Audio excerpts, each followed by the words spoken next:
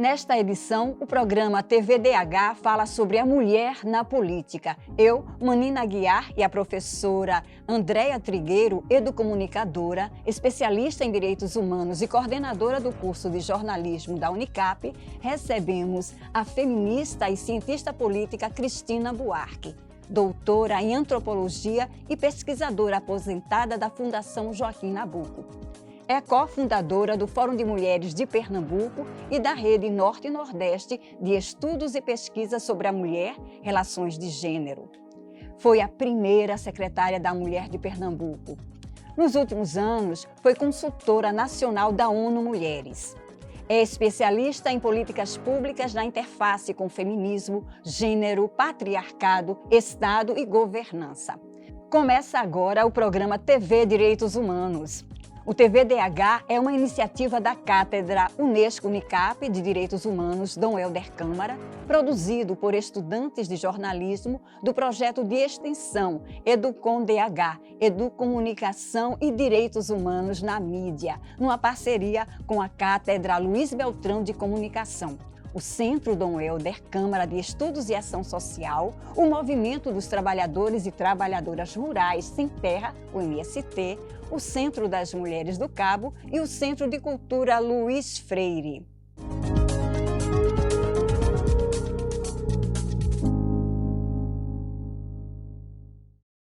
Faz menos de um século que as mulheres conquistaram o direito ao voto no Brasil. Mais precisamente há 92 anos, em 24 de fevereiro de 1932. O voto feminino passou a ser assegurado pela legislação brasileira. A vitória foi conquistada depois de mais de 50 anos de mobilização e luta dos movimentos feministas, que já reivindicavam o direito no final do século XIX, antes mesmo da proclamação da República.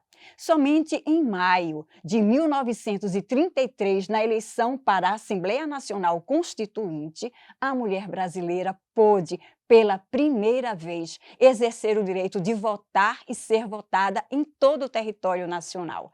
Naquele ano, a médica paulista Carlota Pereira de Queiroz foi a primeira mulher a ser eleita deputada federal na América Latina. Ela também foi a única mulher eleita para compor a Assembleia Nacional Constituinte de 1934. De lá para cá, várias lutas foram travadas para que outros passos fossem dados para continuar o avanço de nossa representatividade política. Mas, como esse caminho é cheio de obstáculos, ainda não conseguimos atingir os 15% de eleitas para poder mover a engrenagem da política. A deputada federal Maria do Rosário, do PT Rio Grande do Sul, postou em suas redes sociais que a conquista do direito ao voto no Brasil foi um passo fundamental à luta pela efetiva igualdade, pois abriu caminhos para ecoar nossas vozes. Ao longo da nossa história, temos aumentado cada vez mais nossa representatividade e ocupando espaços de poder, mas ela continua longe do ideal. Uma democracia de verdade precisa das mulheres na tomada de decisões, livres das barreiras e da violência política. Para transformar a política, precisamos de mulheres conscientes do seu voto e de muitas outras a nos representar para a conquista do direito à liberdade, à vida, à autonomia e uma vida digna. Afinal, democracia se faz com política, mulheres e direitos. E é com esse depoimento da deputada federal Maria do Rosário que nós saudamos você, Cristina Buarque, e a gente pergunta por que a importância do voto, qual é o significado desses 92 anos para os dias de hoje? Primeiro, agradecer o convite, estou muito honrada de estar aqui com a Andréa, com você, Manina, para conversar sobre um tema que eu adoro, e é mulher e poder, mulher e política. Então, o voto, dentro de uma democracia representativa, que é o nosso caso, ele é fundamental para você exercer a cidadania. Ora, se você não tem direito a voto, você não exerce a cidadania. A gente, por longo tempo, nós, mulheres, não exercemos a cidadania, apesar de havermos brigado desde a Revolução Francesa, em 1787, por esse direito ao voto, à representação. Então, é muito importante a gente entender, né, que o voto não pode ser transferido para outra pessoa. Eu não posso dizer: "Não, se meu marido vai votar, está tudo certo". Não, meu filho já vota, lá em casa já são 5 homens e só eu de mulher, não faz mal que eu não vote. Não, né. E principalmente hoje, eu acho que as mulheres estão muito conscientes hoje de algo importante, da sua importância, é importante ela estar consciente da sua importância no espaço público, certo? Que esse espaço público, quando é uniforme, só homens, esse espaço público está completamente furado. Porque, inclusive, nós somos maioria, né? As mulheres são maioria, tanto do eleitorado, que já chegaram a 53% na última eleição, como na população. Então, o Brasil é um pouco louco, né? Desculpe a expressão, mas assim, um pouco louco. Ele se apresenta um Brasil real, onde as mulheres são 53%, 52% e mais um pouquinho por cento da população, e a representação dela é de 17%. Você fala que a gente 17% na Câmara Federal e nas Assembleias Legislativas. Mas quando a gente vai para o poder local, o município é 12%. Portanto, não atingimos, como você disse no seu texto, Manina, 15%, e que isso vai rebater com o estudo da Drude, que é uma feminista e cientista política aí dos países nórdicos, eu não estou lembrado direito qual é o país, mas é dali, e que ela diz que abaixo de 15%, nenhum conjunto, nenhum segmento consegue representação, em nenhum coletivo, certo? Então, a gente continua abaixo, porque 12% dentro dos municípios, 17 na Alep e 17 na Alep, ó, nas Assembleias Legislativas em geral, e no federal, não nos dá a representatividade compatível com o nosso engajamento nessa sociedade. Eu nem vou falar disso agora, porque acho que já respondi falando muito, mas a importância desse voto é a importância da democracia. Sem esse voto, certo? Sem a gente atingir os 53% de representação, ou por aí, em torno disso, essa democracia não é representativa, né? Ela não está representando. E quando a gente tiver assim, ela não está representando a população, a diversidade que temos, né? Se a gente for entrar por outros significados, por exemplo, qual é a população negra, qual é a população LGBT, qual é a população idosa, qual é a juventude, aí a gente vai ver mais disparidades ainda e entender como é importante o voto das mulheres e como é importante o que aconteceu nas últimas 4 eleições, que foi justamente a gente ter atingido o número de eleitoras, tá certo? Sim. A gente não tinha os 52% de eleitoras, hoje em dia a gente tem, compreendeu? Hoje a gente estava 20% de eleitora, 1% de eleitora foi subindo. Agora a gente tem, corresponde a nossa quantidade de eleitoras à quantidade de mulheres na população. Eu acho que não sei se respondi, mas eu fiz um esforço. Cristina, você fala também, né, desses avanços e dessa trajetória das mulheres na política. Quais são os reais obstáculos que as mulheres, em particular, enfrentam ao tentar entrar na política, se candidatar? Eu acho que a gente pode tomar 2, para não falar muito, 2 obstáculos.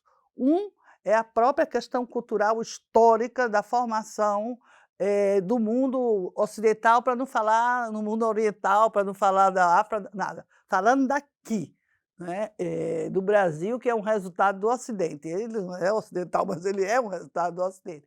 Então, a primeira coisa é que o Brasil nasce negando as mulheres. O Brasil nasce usando as índias como se fossem puros objetos, usando as negras como se fossem puros burros de carga e de sexo. Então, é uma história de 500 e tantos anos disso. Claro que já melhorou muito. Então, esse é um elemento. Como é que o país vai se fazer representar por cidadãs ou por pessoas, indivíduos que são isso? Tá certo? Como é que você vai dizer: "Ah, não, vou representar uma negra", mas como? Se essa história é muito pesada e ela pesa nas nossas eleições, pesam diretamente nas nossas mulheres. Nós precisamos ganhar nossas mulheres para uma compreensão mais profunda. Esse é um. 2, os partidos políticos. Não tem como eleger mulher com partidos políticos que nós temos, certo? Que fazem todas as manobras possíveis e imaginárias, da direita à esquerda, para que as mulheres lhes sirvam muito, trabalhem muito por eles, ajudem muito, mas a eleição, ou seja, um cargo, Não é o seu espaço. não é o seu espaço, né. Então acho que esses 2 são elementos fundamentais e que a gente precisa conversar muito sobre eles. Acho que esse programa aqui é muito importante para isso e vocês devem replicar até as eleições para a gente discutir muitas questões que é preciso para as nossas mulheres. André Trigueiro, você enquanto jornalista, como é que observa a relação da mídia junto às candidaturas das mulheres? E aí, como a Cristina falou nos recortes de gênero, raça, eu também queria ver esse teu olhar, essa tua visão. Tentar fazer um resumo aqui, né, a fala de Cristina é muito poderosa, com muitas informações, e aí ao mesmo tempo em que ela fala da representatividade das mulheres na política, a gente também precisa de uma representatividade das mulheres na mídia, não apenas como repórteres, mas em cargos de gestão, na editoria, no fechamento de alguns jornais e cadernos, etc. Porque aí o que ocorre? Eu vou lembrar um feito recente, que foi quando a gente começou a discutir sobre dignidade menstrual. A gente teve muita dificuldade, é como se os homens não conseguissem entender as dores e as delícias pelas quais nós passamos, e isso afeta sim no resultado das coisas. Então, burocratizou, foi preciso as mulheres se movimentarem para poder extrair, arrancar do legislativo esse direito a uma dignidade menstrual. Nas redações não é diferente, a gente ainda tem muitas mulheres, mas nos cargos que decidem ainda a maioria é formada por homens. E aí a gente tem uma mídia que também muitas vezes é machista, é misógina, não consegue compreender a pluralidade, a especificidade de sermos mulheres, e isso acaba também afetando na nossa cobertura.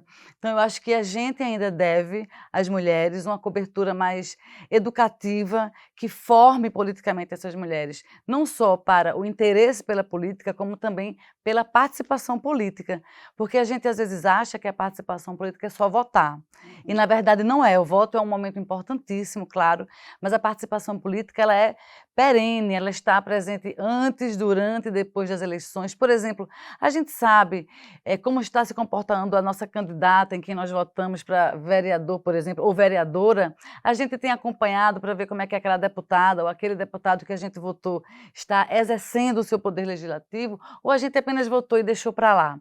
A maioria das vezes a gente votou e deixou para lá. Então, é um processo que a mídia ainda está com uma lacuna gigante em relação a trazer luz sobre a participação e a importância da participação da mulher na política em diferentes instâncias, inclusive na micropolítica do seu bairro, da sua cidade, da escola, do trabalho, da família, porque política também é assunto para mulher, não é só para homem, né?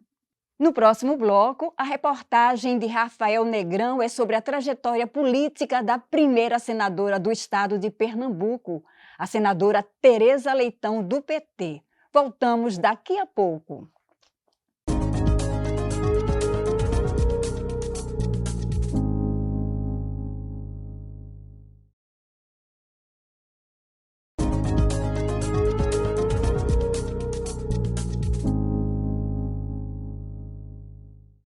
Estamos de volta com o segundo bloco do TVDH, que nesta edição fala sobre a mulher na política. Agora, a gente acompanha a reportagem de Rafael Negrão. Tereza Leitão é pedagoga de formação, ex-sindicalista, teve 5 mandatos consecutivos na Assembleia Legislativa de Pernambuco, é filiada ao Partido dos Trabalhadores desde os anos 2000 e foi eleita em 2022 a primeira mulher senadora da história de Pernambuco.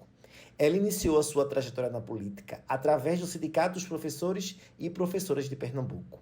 Eu conheci a política de forma mais efetiva na prática da militância através do sindicato. E eu conheci o sindicato no exercício profissional, nas lutas, né, por melhorias salariais, por gestão democrática, por valorização profissional. E aí fui me apropriando, me integrando, depois me tornei dirigente sindical daqui do Estado Nacional, da Confederação dos Trabalhadores em Educação. E na militância sindical existem muitos diálogos com a militância partidária. Embora sejamos independentes, partido é partido, sindicato é sindicato, mas há diálogos com os movimentos sociais. E aí terminei por me filiar ao Partido dos Trabalhadores e me tornar deputada estadual. Tive 5 mandatos desde 2002. Fui a primeira mulher, junto com Cessa Ribeiro, a ocupar uma vaga pelo PT na Assembleia Legislativa de Pernambuco. A senadora revelou que a educação a levou a fazer política e que a política amplia os horizontes. A educação que me interessa fazer, que me interessou fazer a minha vida toda e que agora, como parlamentar, continuo fazendo, é essa educação que liberta, que promove a igualdade. E, para isso, o sindicato sozinho não resolve. A sala de aula também é indispensável e amplia os horizontes. Mas o exercício parlamentar, estar na política, ajuda em muita coisa, né, que a gente não pode fazer na sala de aula, que a gente não pode fazer no sindicato, mas pode fazer se for deputada, pode fazer se for senadora, pode fazer se for prefeita, se for governadora, se for presidente. Então, isso é, de fato, um movimento, né, que a gente faz e quer que outras mulheres também façam. Tereza diz que são inúmeros os desafios de ser a primeira mulher senadora de Pernambuco e deseja que outras meninas e mulheres assumam esses espaços de poder, pois é na política que se define as nossas vidas. Realmente, ser primeira não é fácil. Eu fui primeira algumas vezes na minha vida, né? Eu fui a primeira mulher a presidir o sindicato, presidir o Sintep, foi a primeira mulher deputada, mas esse peso e essa responsabilidade de ser a primeira senadora da história de Pernambuco, realmente, ao mesmo tempo que me gratifica, eu sou muito grata ao povo de Pernambuco por esse reconhecimento, por essa confiança, também nos enche de responsabilidades. E eu penso sempre, Rafael, naquelas que vieram antes de mim.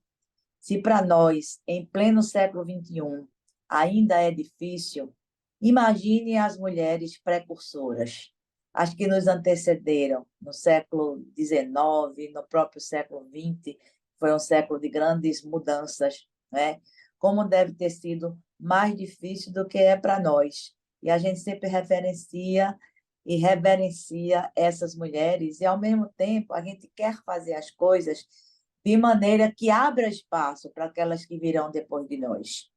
Não vale a pena você estar nesse espaço se você não der condições para que as meninas, as jovens, as outras mulheres vejam em você uma inspiração para elas também quererem ser políticas, vereadoras, deputadas, estarem na política. Por quê?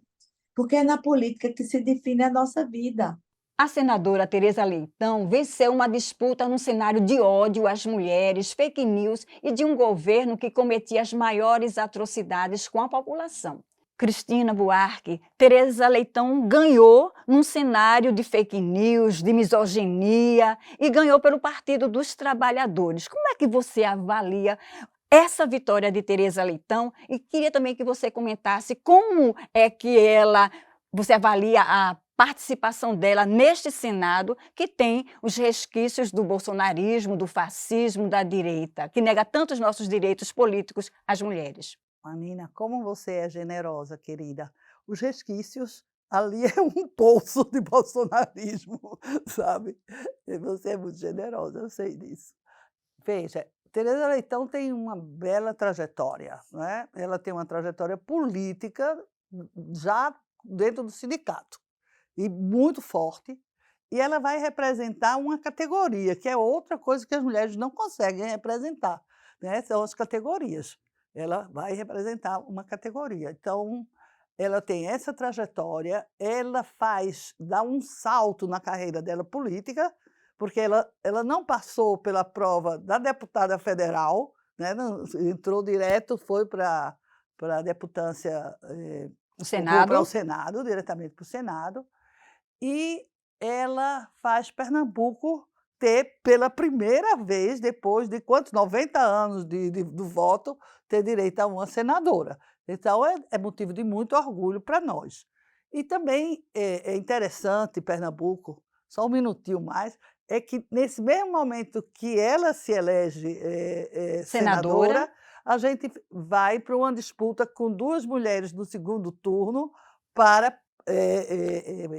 O governo. governadora.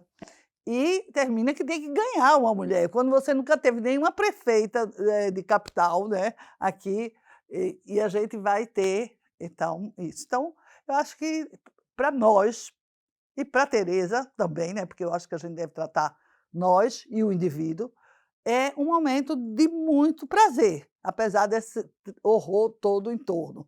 Mas da gente ter uma senadora, da gente ter uma governadora, né, e do ponto de vista do avanço do voto e das mulheres, é representante. Uhum. Então, Andréia, eu queria a sua opinião também. 5 mandatos de deputada estadual. Essa trajetória dela proporcionou, digamos, uma pavimentação das relações com a mídia pernambucana? E como é que a mídia pernambucana retratou a campanha dela? É importante lembrar que Tereza começa na vida política pública no sindicato. Aquilo que a gente falava no bloco anterior. A participação política das mulheres não se resume ao voto, que é importantíssimo, mas a algo maior. E aí Tereza é um bom exemplo disso. Ela já representava os trabalhadores na educação. Então, uma mulher que tinha aí uma visão sobre a educação de forma bastante estratégica, e isso ela leva também para as suas relações, né, fora desse lugar de presidenta de um sindicato. Então, a relação de Tereza com a mídia, ela já acontece a partir desse momento em que ela se transforma na presidenta lá do Sindicato dos Trabalhadores. E a partir disso, como deputada, ela mantém aí um canal aberto de diálogo, mandatos assim transparentes, né, com portas abertas, sem fugir da imprensa, até porque a pauta de Tereza sempre foi muito transparente, muito, né, a população tinha acesso àquela deputada de uma forma diferente, ela era mais acessível. Então, quando ela chega no Senado, para a gente, como Tereza falou, é um orgulho gigante, porque a gente sabe que a presença de Tereza no Senado nos enche de esperança de que as nossas pautas, as pautas das mulheres progressistas, elas vão chegar mais longe, né? A gente vai ter uma representante de uma boa parcela da população que durante muito tempo esteve nos movimentos sociais, nas organizações da sociedade civil e agora vai para um parlamento nacional. Então, para a gente isso é forte, estratégico e motivo de orgulho. só um adendozinho, e veja, a Tereza vem dessa trajetória, a Tereza começa uma trajetória também junto ao movimento feminista, que isso é um ganho das mulheres, daquelas que brigaram pelo voto, que foram as primeiras feministas, sufragistas. E Tereza entra nisso, então ela chega no Senado muito completinha, né? Sindicato, feminismo, vida política, como é? Vida Pautas sociais também, não é? pautas sociais, então acho que é muito bom. No próximo bloco, teremos o quadro Fala Povo com Tarci Xavier, que foi para as ruas perguntar: mulher vota em mulher? Por quê? Vamos conferir as respostas dentro de alguns instantes. Fica com a gente.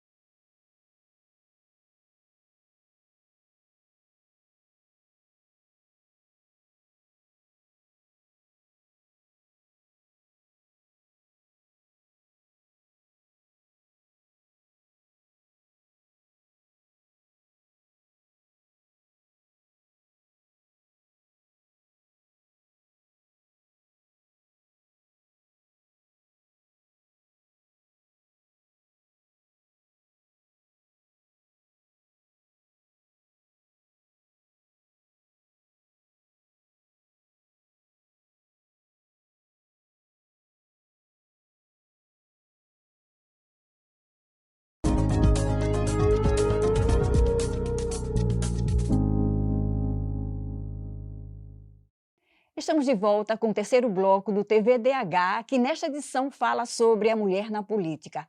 Agora é hora do quadro Fala Povo com Tassi Xavier.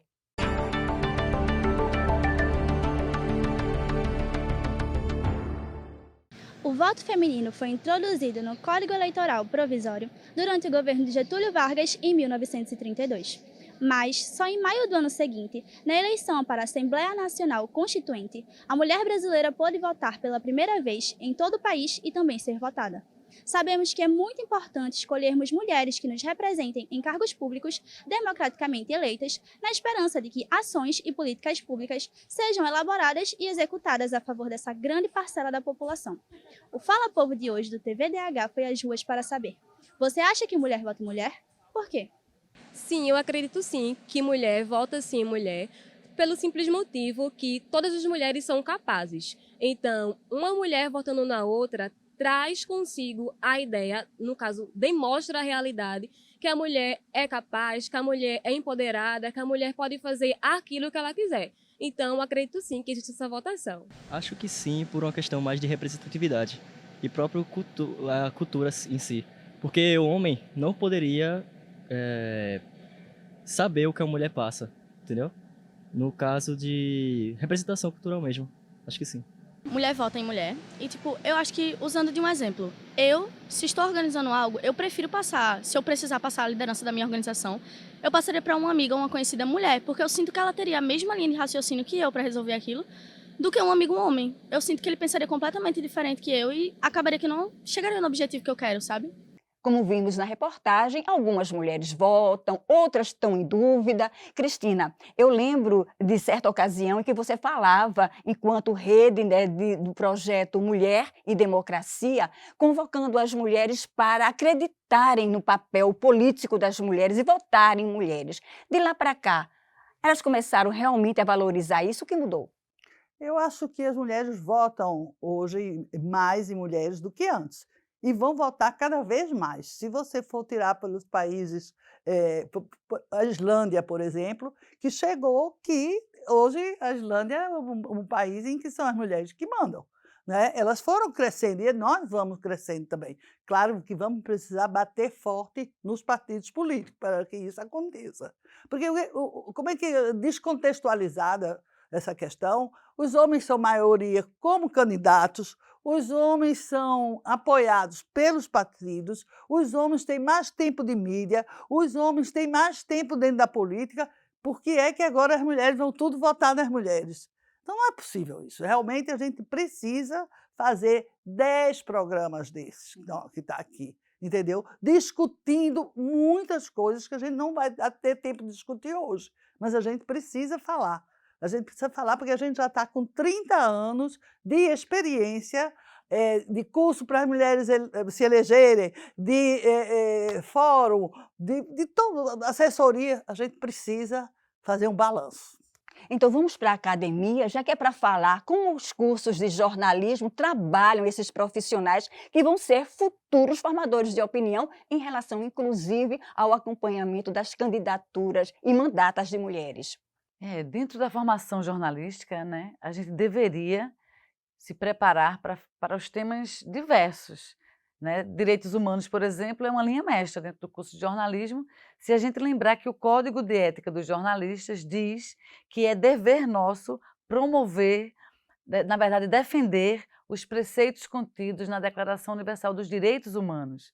Então, se a gente vai defender os preceitos, somos defensores de direitos humanos também. Então, a formação, ela precisa contemplar essa diversidade. E aí, quando a gente vai para o campo das mulheres, nós precisamos também estarmos representadas nas reportagens, nas matérias, não os repórteres falando pelas mulheres, mas as mulheres podendo falar por si próprias, porque quem contou a história das mulheres durante muitos anos, muitas décadas, foram os homens, assim como quem contou a história dos povos indígenas foram os colonizadores, quem contou a história dos povos negros, né, foram os que aprisionaram essas pessoas. E aí é preciso, na formação, que a gente tenha esse compromisso de permitir essa pluralidade e diversidade de vozes para que a mulher tenha a sua fala, a sua representação, a sua história contada de forma mais autoral mesmo e não sendo atravessada pelas questões do machismo, né, que infelizmente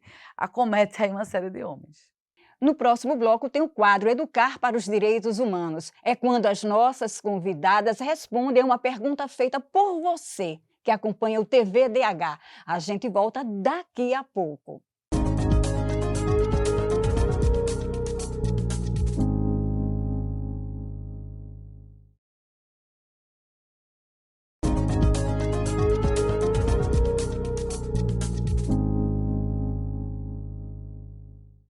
Estamos de volta com o quarto bloco do TV Direitos Humanos, que nesta edição tem como tema a mulher na política. Agora, Cristina Buarque e Andréa Trigueiro respondem a uma pergunta enviada por quem acompanha o nosso programa. É o momento do quadro Educar para os Direitos Humanos com Álvaro Torres.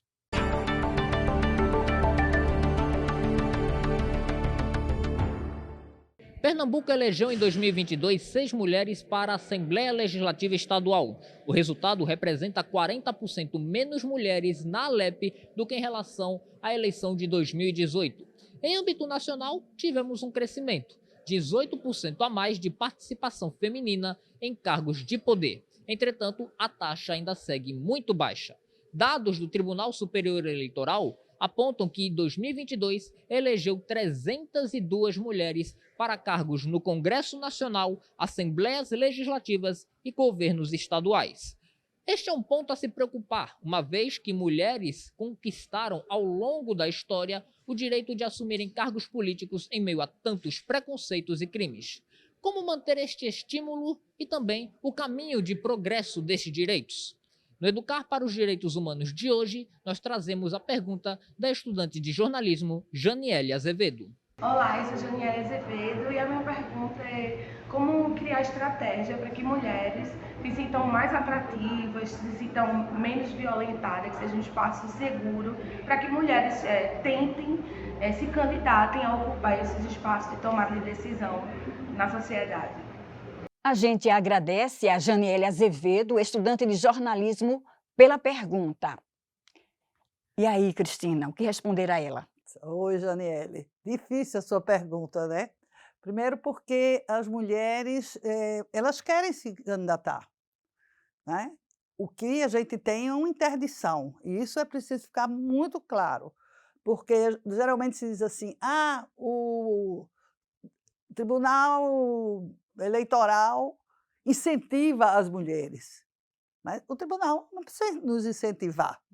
Precisa botar barreira naqueles que são os partidos, que não nos deixam nos candidatar, que boicotam os nossos recursos, que boicotam a nossa fala, né? O tribunal tem ajudado, estou longe de dizer que ele não está ajudando, mas eu quis trazer esse exemplo para a gente entender que não é uma questão de incentivo que está nos faltando.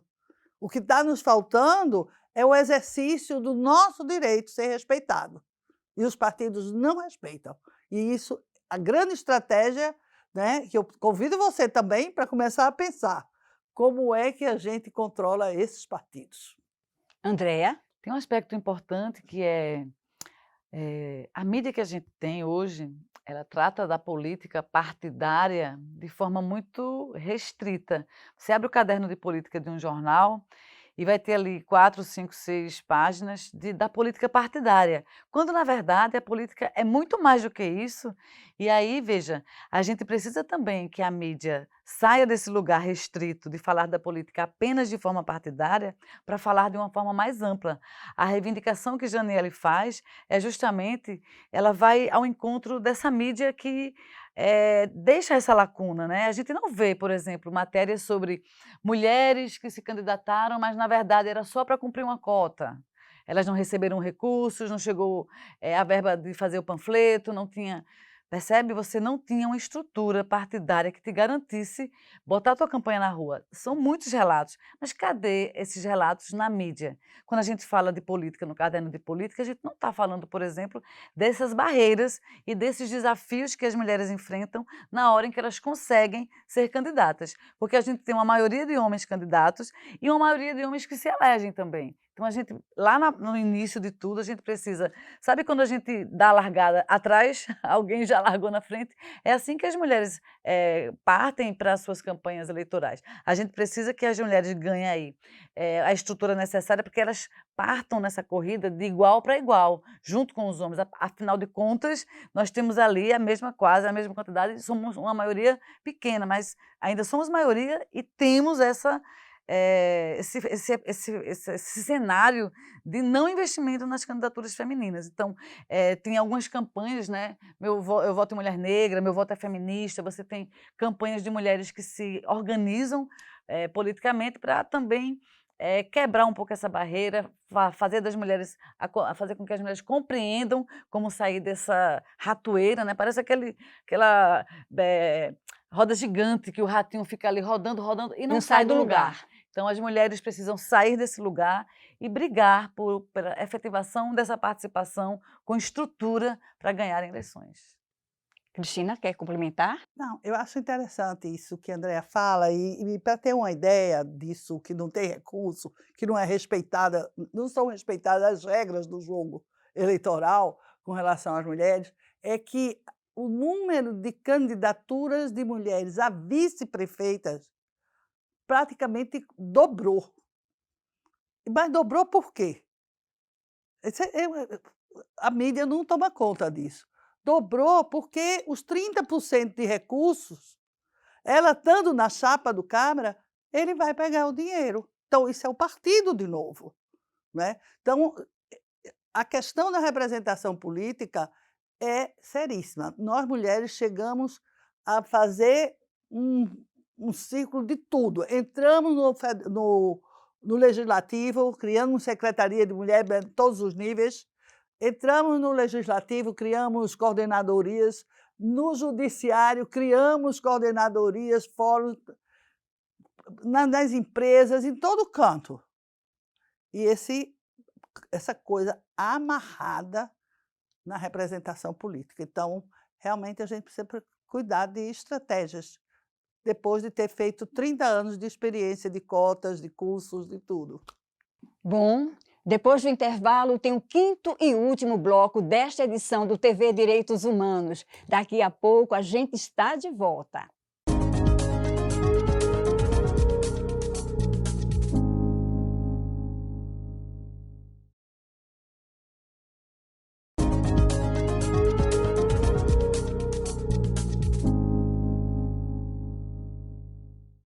Chegamos ao quinto e último bloco do programa TVDH. Nesta edição, fala sobre mulher na política. Para isso, contamos com a presença da professora Andrea Trigueiro, educomunicadora, especialista em direitos humanos e coordenadora do curso de jornalismo da Unicap, e Cristina Buarque, feminista, cientista política, doutora em antropologia e pesquisadora aposentada da Fundação Joaquim Nabuco. É cofundadora do Fórum de Mulheres de Pernambuco e da Rede Norte e Nordeste de Estudos e Pesquisas sobre a Mulher e Relações de Gênero. Foi a primeira secretária da Mulher de Pernambuco.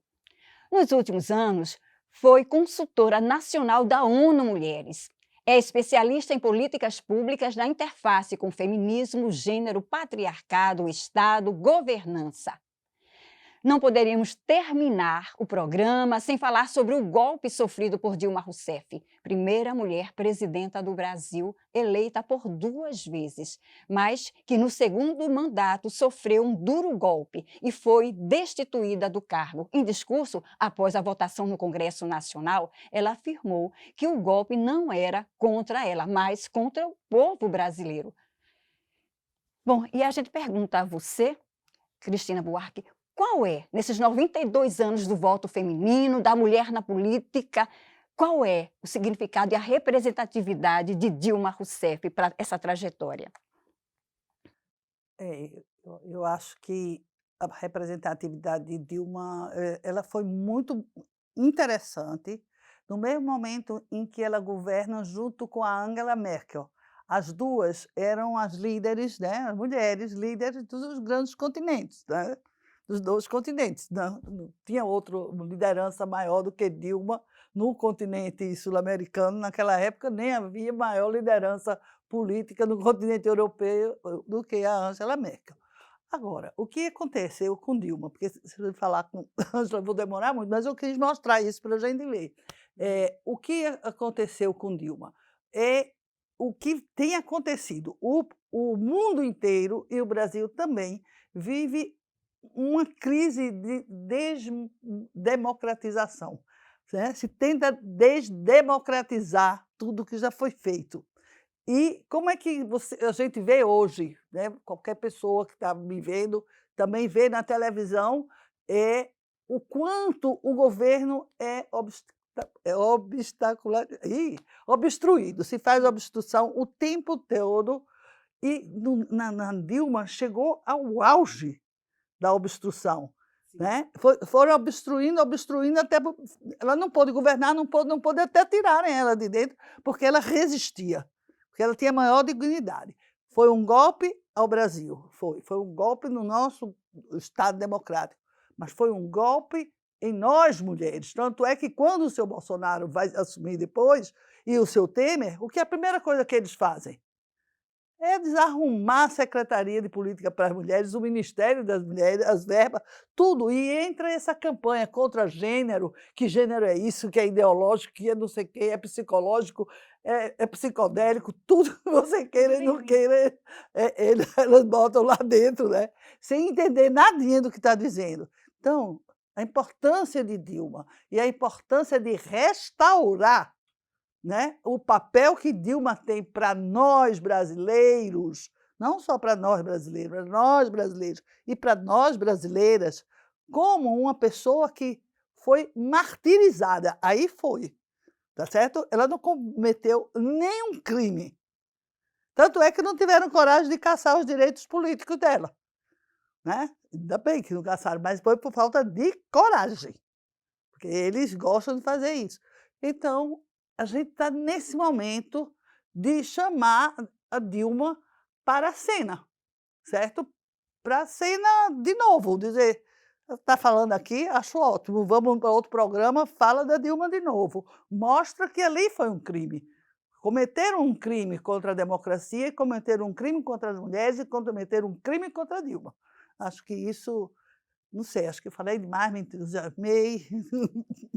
De maneira nenhuma. Andréia, eu queria até que você também falasse sobre a representação de Dilma durante esse período, justamente que estavam retirando, colocando todos os obstáculos para que ela governasse. Para não governar, né? Para não governasse. Nesse episódio da Dilma, uma das coisas que mais me chamaram a atenção foi quando ela foi diante de um congresso fazer a própria defesa. Aquilo ali para as mulheres foi um bálsamo, assim, uma injeção de ânimo, né? Que apesar de toda a injustiça que a gente estava vendo acontecer ali naquele momento, ela tinha uma força que estava além dos fatos que estavam postos. Então, como mulher forte, corajosa, Dilma realmente foi uma lição, né, para a gente, especificamente naquele momento. E é importante lembrar também, Manina, a professora Patrícia Paixão, pesquisadora, professora durante um período da UFPE, etc., ela fez muitas pesquisas sobre o discurso da mídia sobre Dilma e sobre a Cristina Kirchner, na Argentina. Comparativos de capas de revistas, de manchetes de jornais, etc. O quanto, infelizmente, a nossa mídia martirizava, né, como Cristina falou, e, ao mesmo tempo, estigmatizava, como se Dilma fosse uma mulher estressada, descontrolada, que não tinha amigas, braba. Eu te pergunto, qual mulher chegou ao lugar que ela chegou sem ser braba? Não é possível, né? A gente não ter... E qual homem chegou sem ser brabo? Mas ao homem é aceita a brabeza. Não, a mulher é um defeito, né? Como se fosse um defeito. Então, Patrícia contabilizou e fez aí uma análise quantitativa e qualitativa das aparições da Dilma durante esse período do governo dela na mídia e percebeu e mostrou e analisou o quanto nós fomos cruéis. A gente, enquanto mídia, foi cruel com a Dilma, contribuindo para uma visão da opinião pública bastante distorcida da pessoa de Dilma. Não só ela aqui, mas as mulheres, de um modo geral, quando estão em cargos de poder e que desagradam, quebram estigmas, perfuram barreiras, etc., elas não são muito bem vistas por uma ala conservadora da nossa mídia. E com Dilma, infelizmente, não foi diferente. Bom, nós já estamos encerrando a nossa programação, mas eu queria que você, Cristina Buarque, dissesse, né, convocasse mais uma vez as mulheres para acreditar e votar, inclusive nesse ano que é eleitoral, votar em mulher. Eu vou dizer, as mulheres me convenceram que devia votar em mulher, e agora eu volto com o convencimento que vocês me deram, não é? Nós nos convencemos, tem muita gente antes da gente falando disso, entendeu, Manina? Então, eu acho que há um progresso entre nós de votar em mulheres. Há um progresso, e vai haver mais nos próximos 10 anos, verás. Votar e acompanhar, né, o mandato, a mandata, para entender se aquela pessoa continua cumprindo ali as promessas que te fizeram, né, votar nela, e se está tudo certo, porque senão a gente também pode mudar o voto, né? E se não cumpre, por que não cumpre? Essa é uma questão que precisa também ser dita. Nós queremos agradecer a você, Cristina, por ter aceito o nosso convite, agradecer também à professora Andréa Trigueiro.